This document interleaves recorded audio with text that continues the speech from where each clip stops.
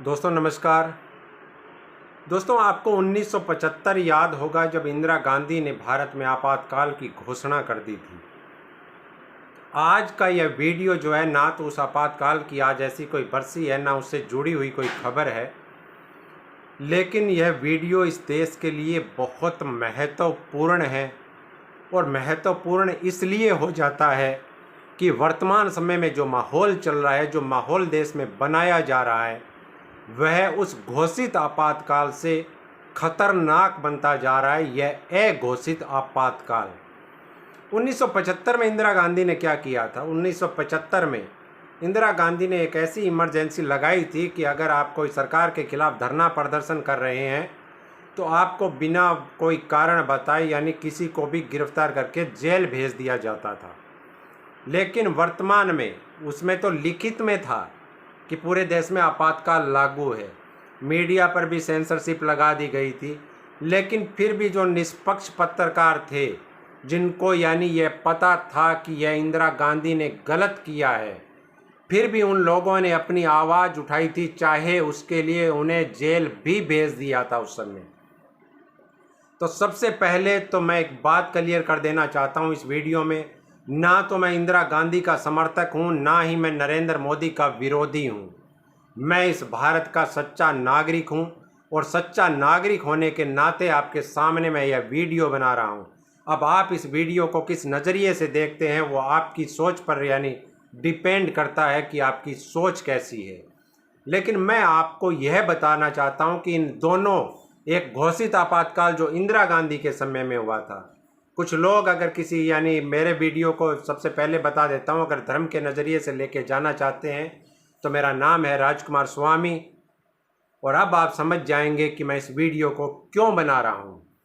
मैं इसलिए बना रहा हूँ कि इंदिरा गांधी ने जो किया था वो घोषित आपातकाल था, वो कागजों में था, उसको यानी कानूनी मान्यता दी गई थी उस समय की कैबिनेट द्वारा।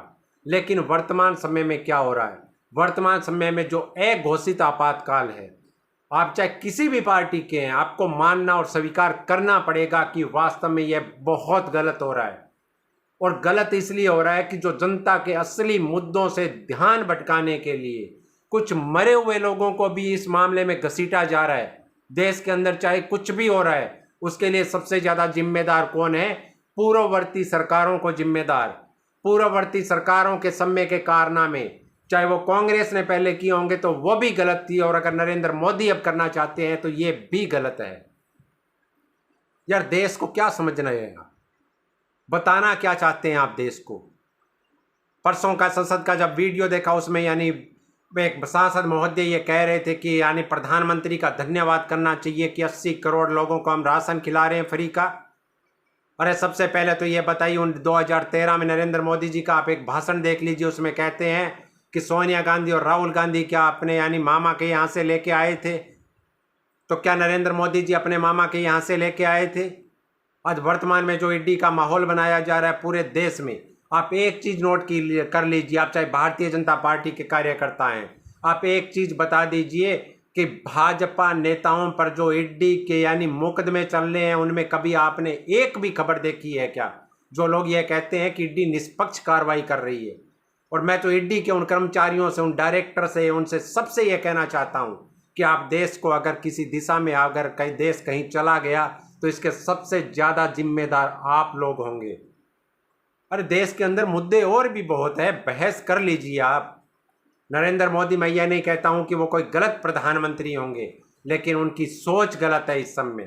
प्रधानमंत्री देश के प्रति सोचते हैं वो सही है, चाहे वो नरेंद्र मोदी हो, चाहे अटल बिहारी वाजपेयी जी हो, चाहे मनमोहन सिंह जी हो।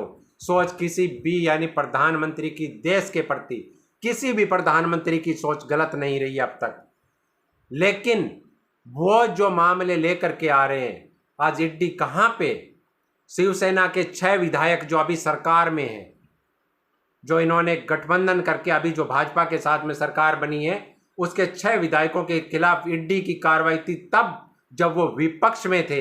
लेकिन जब वो सत्ता पक्ष में आ गए तो ईडी उनके खिलाफ कोई कार्रवाई नहीं कर रही। कर्नाटक में आप चले जाइए, कितने यानी भ्रष्टाचार के मुकदमे थे येदियुरप्पा पे, पूर्व मुख्यमंत्री पे, आज कभी जांच भी नहीं हो रही। पश्चिम बंगाल में आप चली जाइए, जो मुकुल राय जो भाजपा में आया था, जिसको भाजपा ने सांसद बनाया था, उस मुकुल राय के खिलाफ ईडी के मामले दर्ज थे, लेकिन जो भाजपा में आते ही ईडी ने यानी वो कहाँ चले गए? कहीं पे आपने सुना कि उन मुकदमों की कोई सुनवाई हो रही है? सिर्फ विपक्ष के खिलाफ, या आपने कभी भी भाजपा के खिलाफ अगर कुछ बोला है, अगर आपने भाजपा के किसी नेता के खिलाफ अगर कुछ बोला है, हो सकता है मेरा यह वीडियो देख करके मेरे खिलाफ भी ईडी कार्रवाई कर दे, बिल्कुल 100% करे, तैयार है, कोई दिक्कत नहीं है। लेकिन जो सच्चाई होगी उसको बयान करेंगे, उसके लिए चाहे कोई गोली भी मार दे, चाहे कोई देशद्रोही घोषित कर दे। आज अगर आप देश के लिए कोई जनता के मुद्दे की आप आवाज़, जनता के मुद्दे को लेकर आप आवाज़ उठाते हैं तो आपको देशद्रोही घोषित कर दिया जाता है। अरे कहाँ का? जनता के मुद्दे कब आएंगे और देश की जनता कब समझेगी? धर्म की चाशनी चाटने से इस देश का भला नहीं होने वाला है, एक बात आप नोट कर लीजिएगा। अरे आपके बच्चों का भविष्य क्या है? आप कुछ तो सोचिए ना, क्या भविष्य है आपके बच्चों का? उनको हम क्या पाठ पढ़ाएंगे, क्या करेंगे हम? देश में 24 घंटे सरकारें गिरा देना, उसकी सरकारें गिरा देना, उसकी सरकार पे तलवार लटका देना। ईडी कार्रवाई कर रही है, अभी झारखंड के अंदर हुआ कि ईडी कार्रवाई कर रही है। अब वो डर करके वो एमएलए क्या करेंगे? वो एमएलए आ जाएंगे भाजपा में। जैसे ही भाजपा में आएंगे, भाजपा की सरकार बनी, उन एमएलए के खिलाफ कोई भी केस नहीं है, ईडी उनके खिलाफ कोई कार्रवाई नहीं करेगी। कैसे कह दो कि आप ईडी निष्पक्ष कार्रवाई कर रही है? एक ही जवाब रहता है, अगर कांग्रेस ने अपने समय में किया था उसके कुकर्मों का फल जो है वो भुगत रही है। लेकिन आप इस यानी जवाबदेही से, इस जिम्मेदारी से देश के नागरिक होते हुए आप पीछे नहीं हट सकते कि अब जो आप अपनी आंखों के सामने जो देख रहे हैं उसके ऊपर आप चुप रहेंगे। सिर्फ इसलिए चुप रहेंगे कि हमें इन्होंने कह दिया कि हम राम मंदिर बनवा रहे हैं। राम मंदिर कोर्ट का मामला था, कोर्ट बनवा रहा है राम मंदिर, ना कि कोई भाजपा वाले बनवा रहे हैं। अगर ये लोग बनवाते तो चंदे के पैसे यानी कहाँ से गए? बहुत से मामले आपने सुने होंगे, आसपास की ज़मीनें खरीद ली गई, वहाँ पर वो भी हमारे हिंदू भाई थे, उसके लिए हम दूसरे धर्म को दोषी थोड़ी ठहरा देंगे। वहाँ की ज़मीनें खरीद करके पहली रात को ज़मीनें खरीदी, दूसरी रात में उसको करोड़ों के भाव में बेच दिया। इसलिए राम मंदिर के मुद्दे पे क्या बोलेंगे देश को? लेकिन दोस्तों जो भी यानी हो रहा है, आप आवाज़ उठाइए। आप चाहे भाजपा के हैं, गलत को गलत बोलना सीख लीजिए। गलत को जब तक आप गलत नहीं बोलेंगे तब तक इस देश में आप श्रीलंका जैसे हालात, मैं कहता हूं भगवान ना करे। अर्थव्यवस्था कहाँ पे है? श्रीलंका ने अपनी जीडीपी का 119% कर्ज लिया था।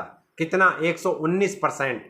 और भारत अपनी जीडीपी का 94 या 94 पॉइंट समथिंग ले चुका है पिछले महीने तक। हालात कैसे हैं अब आप देख सकते हैं, महंगाई किस तरफ जा रही है।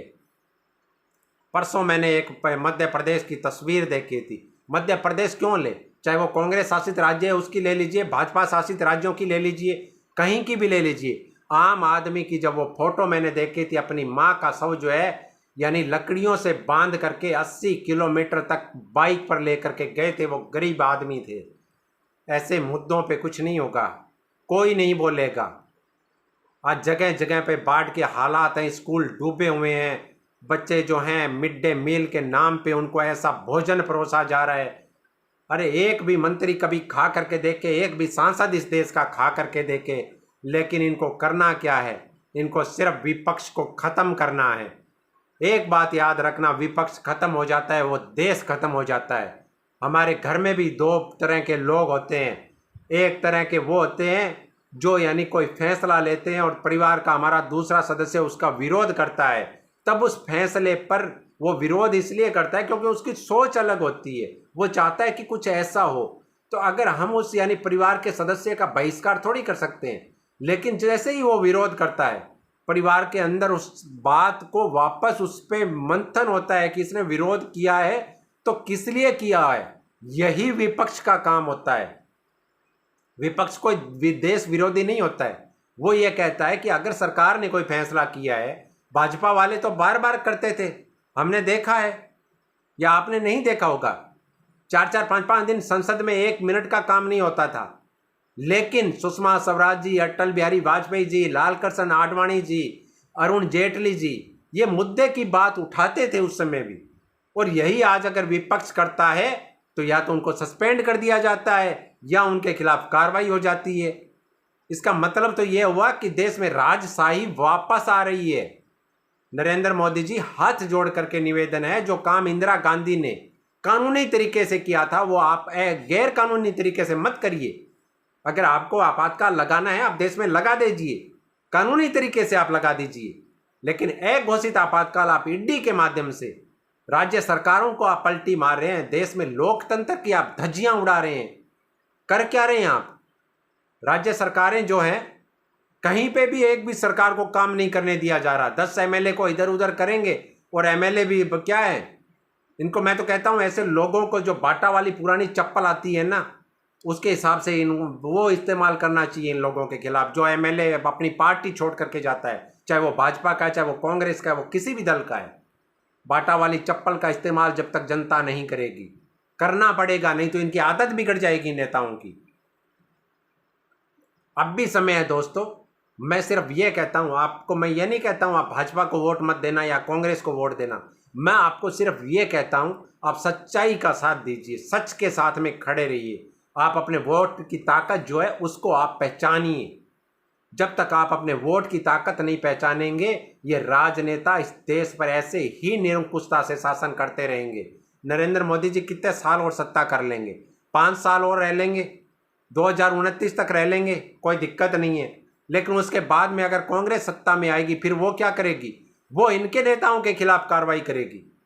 तो देश में एक यह चलन यानी प्रचलन में यह एक प्रथा बन जाएगी कि अगर मेरी सरकार है तो मैं कार्रवाई करूंगा, आपकी सरकार होगी तो आप कार्रवाई करेंगे। और उस समय सबसे बड़ा नुकसान जो होगा वो इस देश की जनता का होगा। इसलिए मैं कहता हूं इस परिपाटी को बंद करने के लिए जनता को आवाज़ उठानी पड़ेगी। जनता को, हमारे नेताओं को असली मुद्दों पर लाना पड़ेगा। अगर आप देश के सच्चे नागरिक हैं तो इस वीडियो को आप सच्चे मन से देखिए और स्वीकार कीजिए कि इस वीडियो में मैंने क्या बोला है।